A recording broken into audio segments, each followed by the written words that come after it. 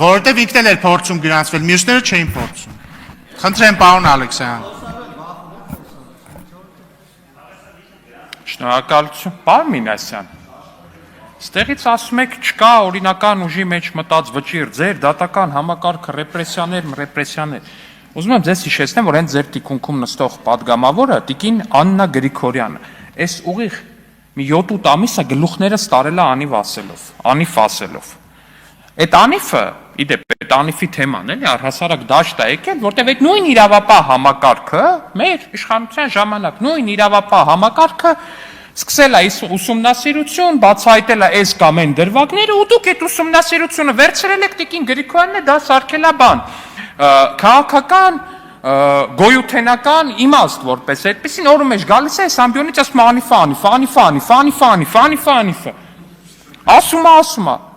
նորմալ է, մեկս ասում ենք խիղ խոսում, օրինական ուժի մեջ մտած դատավճիռ չկա, չէ հակառակը, մենք ասում ենք մենք ձեզանից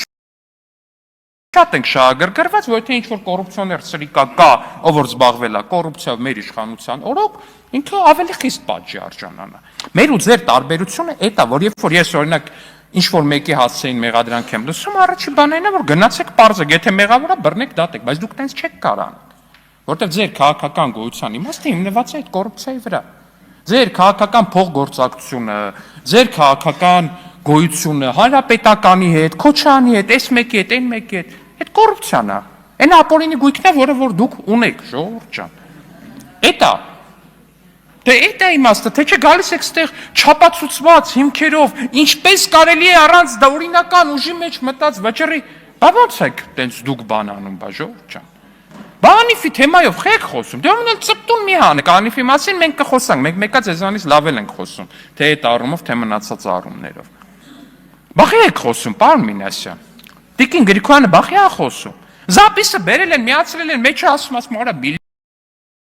միլիոններ է լսում եք, բայց իջա խոսում Վարդանիկը, ձեր Վարդանիկը։ Ասում արա միլիոններ է այդ թեմայի մեջ։ Ասում գնա ասա, թող բան անի, եկեղեցու բաների նկարիչներին փող են պար, թող դուք եկեղեցին եք այդ վիճակի սարքել, դուք ու կտրիչը, գլխավորելով հակաեկեղեցական շարժումը Հայաստանի Հանրապետությունում, եկեղեցին սարքել եք կոռուպցիայից ստացած փողերի լվացման ինչ-որ մի հատ տեղ, ու դա ամոթ է, դա ազգային ամոթ է, ու կտրիչը որպես հակաեկեղեցական շարժման առաջնորդ Հայաստանի Հանրապետություն, պետք է հեռացվի վեհարա։ Ես մի հետաքրքիր թեմայի եմ ուզում անդրադառնալ։ Ինչու է ստացվել այնպես, որ հայ առաքելական եկեղեցու որոշ բարձրաստիճան սպասավորներ ուղղակի ատում են Հայաստանի Հանրապետության վարչապետին։ Ես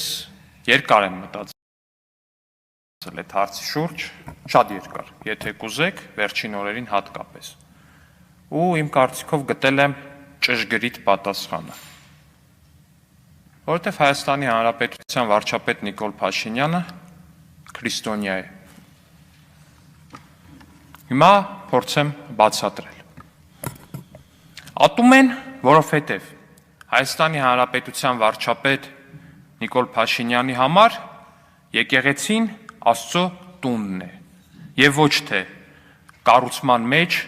ատկատ բռնելու միջոց։ Ատում են, որովհետև Հայաստանի Հանրապետության վարչապետ Նիկոլ Փաշինյանի համար Սաղմոսը աղոթք մարգարեություն է, օրհներգություն է, եւ ոչ թե ռեպերտուարի ինչ-որ մի շանսոնի նման երգ, որ գողական բազարների ու փողի բազարների արանքում իրար մեջ կարող են ասել տրամադրությունները փոխելու համար։ Ատում են, որովհետև Հայաստանի Հանրապետության վարչապետ Նիկոլ Փաշինյանի համար քրիստոնեական արժեքները, պատվիրանները բացարձակ են։ Եվ ոչ թե ուղղակի քող, որոնց տակ թաքնվելով կարելի է անել դրանց ճիշտ հակառակը։ Այս ամենը նրա մասին է, որ Հայաստանի Հանրապետության վարչապետի կրած արժեքների ու հայ առաքելական եկեղեցու որոշ բարձրաստիճան սպասավորների միջև կա արժեքային գերխզում ուղղակի։ Ու այդ խզման առաջնային կետը հավատն է առ Աստված։ Չգիտեմ, ինչքանով է շոկային իմ ասած, իմ համար շոկային էր, երբ որ ես դա բացահայտեցի։ Ինչքանով է օրինակ ձեզ համար շոկային, որ օրինակ Հայաստանի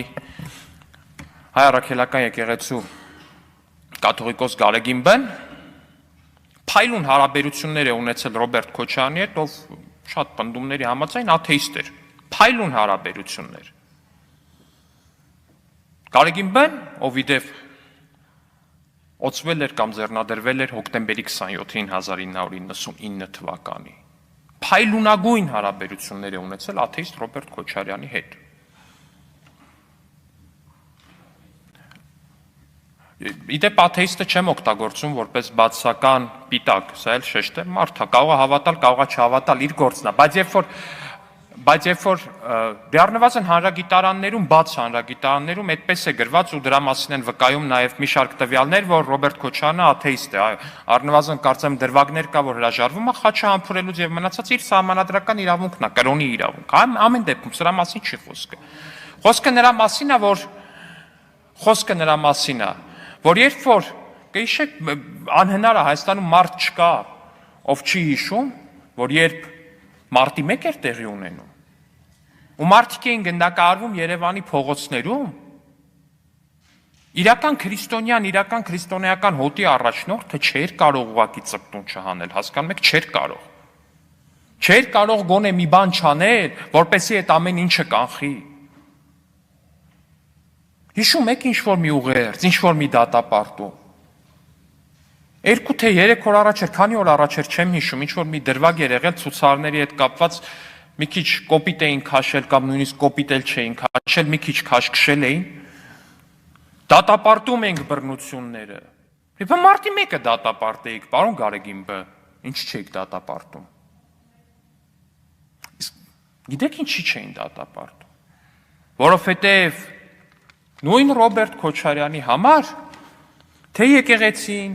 թե Սաղմոսը, թե քրիստոնեական արժեքներն ու պատվիրանները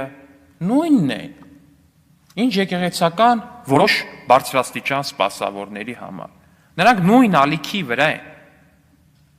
նույն սանրի կտավն են,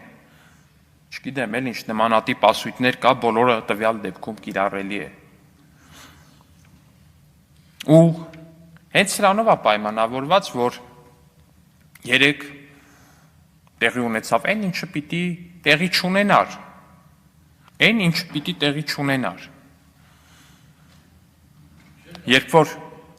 երբ որ տեղի չունենար, եթե այս շարժման առաջնորդ կարգված կամ նշանակված տերտերը իրապես կրեր քրիստոնեական արժեքներ։ Սրա մասին